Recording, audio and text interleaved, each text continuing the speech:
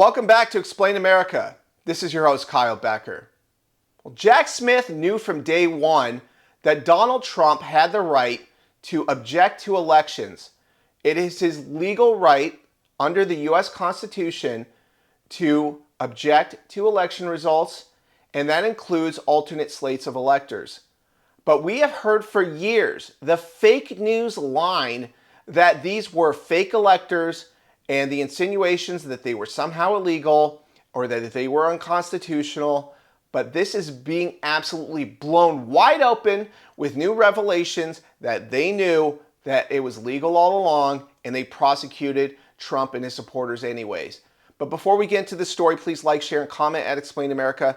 Join us. We appreciate your support for common sense journalism. Now, in the state of Wisconsin, one of those swing states where Donald Trump challenged the election results and had an alternate slate of electors who supported a review of the election results in the state of Wisconsin.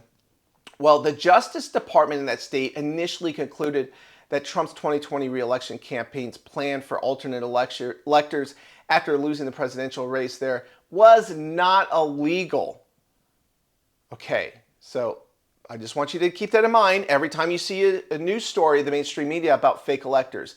The Justice Department in one of these states concluded that it was not illegal, and they correctly concluded that, by the way.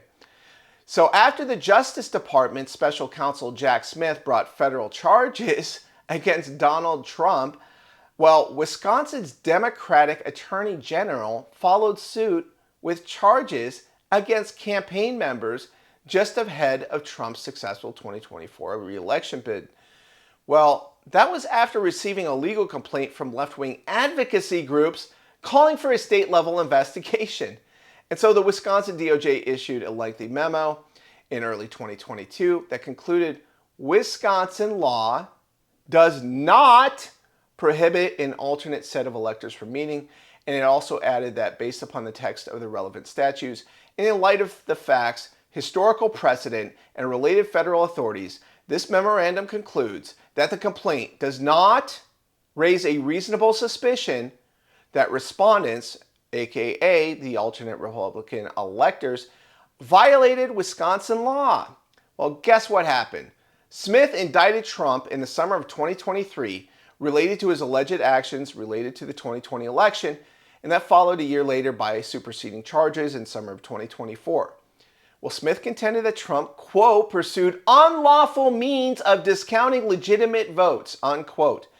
And so Smith ignored what other Justice Departments had said in the United States.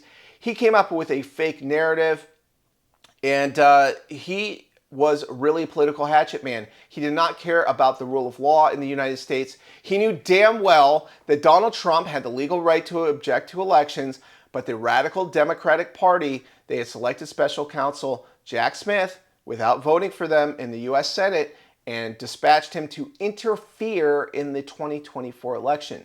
Thankfully, it failed, and so now it's up to the Trump Justice Department to take a hard look at what Jack Smith did unlawfully during that election and consider bringing election interference charges, criminal conspiracy, any other charges that fit the bill, because what he did is unconscionable. It should not happen. And if Trump did it, it would be the same issue. He should not wait to interfere in the 2024 or 2028 election by bringing charges against these people.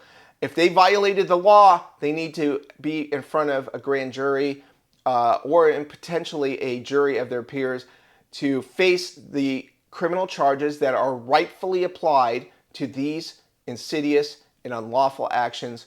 We need to protect democratic elections in this country. So they need to get on this immediately and not wait until 2028. Weigh in with your own thoughts. We always appreciate hearing from you at Explain America.